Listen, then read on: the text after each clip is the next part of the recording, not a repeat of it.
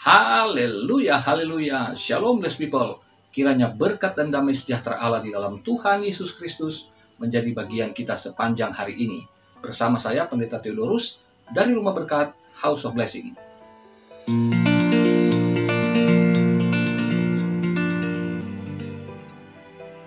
Blessed people, tema kita hari ini adalah keturunan Allah yang berpikir benar.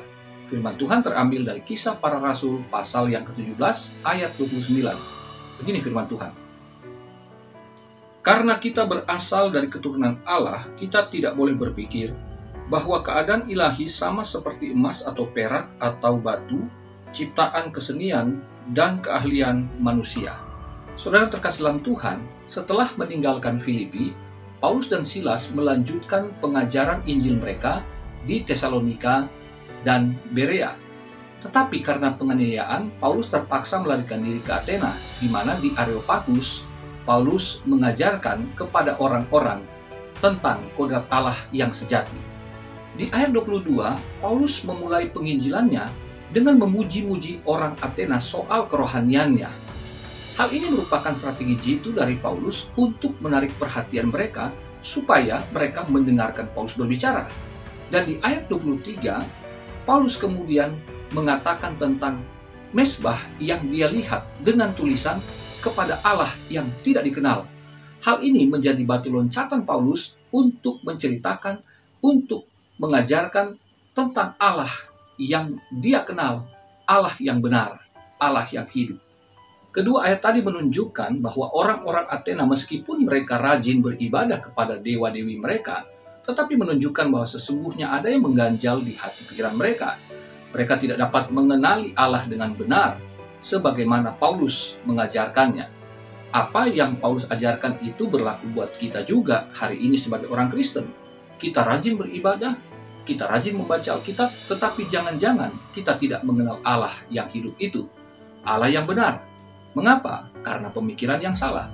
Oleh sebab itu, sebagai anak-anak Allah, keturunan Allah, kita harus berpikir benar tentang Allah.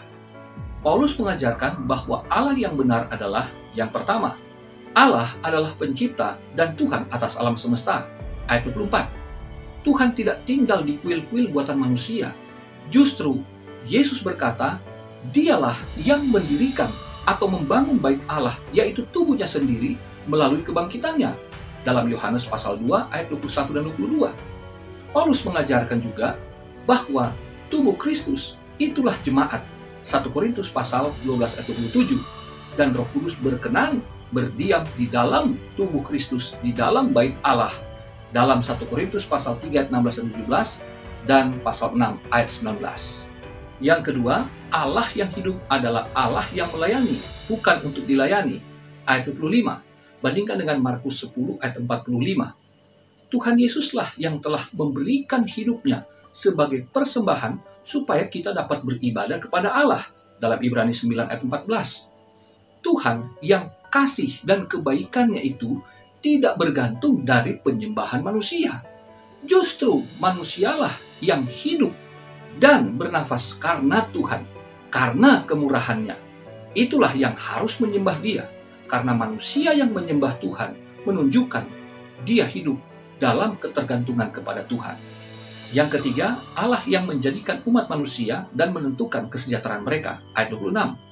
Dari satu orang manusia, Allah menjadikan manusia itu berkembang biak, memenuhi bumi demi tercapainya tujuan dan maksud Tuhan dalam hidup manusia itu. Musim-musim itu menentukan kesejahteraan manusia dalam hal pangan. Batas-batas wilayah yang ditetapkan sebagai kediaman itu menunjukkan kesejahteraan manusia dalam hal tempat tinggal.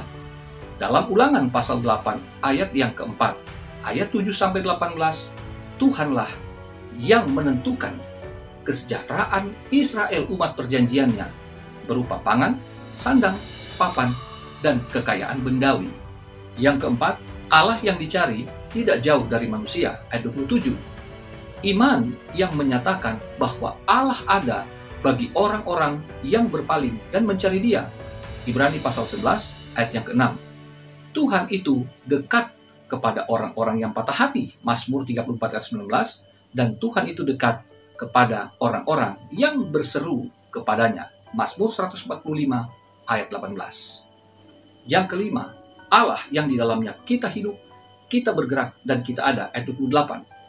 Paulus dengan berani dan tegas mematahkan filsafat Epimenides dan Aratus yang menyatakan bahwa umat daripada Zeus, mereka hidup dan sejahtera karena Zeus membalas kebaikan mereka yang telah menyembah, yang telah memberikan korban persembahan kepadanya. Sebaliknya, Allah yang hidup, kata Paulus, adalah Allah yang merupakan sumber kehidupan.